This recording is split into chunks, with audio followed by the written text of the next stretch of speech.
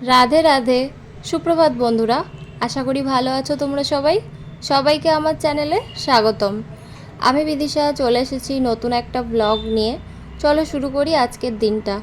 সকালবেলা তাড়াতাড়ি করে ক্লিনিংয়ের কাজ করে নিয়ে চা করছি। আর দেখো, তার মধ্যে আমার বাবা বস্তা থেকে চাল ড্রামে ভরে সব কমপ্লিট করে রেখেছে। দেখো কি সুন্দর পরিপাটি করে বাবা কাজ করেছে। চলো আজকের মেনুতে কি কি আছে একটু বলে দিই। আছে চিংড়ি মাছের মালাইকারি, আছে পাবদা মাছের ঝাল আর ভাত। বিকেলবেলা করেছিলাম একটু কলার বড়া, আমাদের বাড়ির গাছের কাঁঠালি কলা, খেতে খুব ভালো, সবাই তাই বলে আর কি। সেই কলা দিয়ে করেছিলাম কলার বড়া।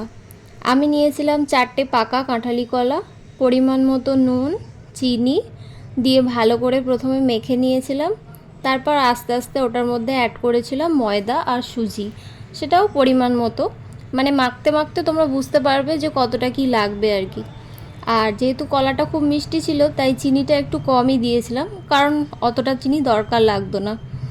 আর সব শেষে দিয়েছিলাম একটু গ্রেট করে দারুচিনি, যাতে ফ্লেভারটা খুব সুন্দর আসে, খুব সুন্দর একটা সেন্ট হয়। তোমরা চাইলে এটার মধ্যে নারকেল কুড়িয়েও দিতে পারো, যদিও আমি এখানে নারকেল ব্যবহার করিনি, নারকেল ছাড়াই আমি করেছিলাম। কলার বড়া করার জন্য মিশ্রণটাকে ভালো করে মাখতে হবে। যত ভালো করে মাখবে তত ভালো হবে বড়াগুলো। মানে ভালো করে সমস্ত উপকরণ মেশাতে হবে। আর যখন একটু ঘন ঘন হয়ে যাবে তোমরা বুঝতে পারবে যে তেলের মধ্যে দিলে ভালোভাবে ঘন হয়ে পড়ছে কি না। তো তখন বুঝে যাবে যে না, ঠিকঠাকই মাখা হয়েছে।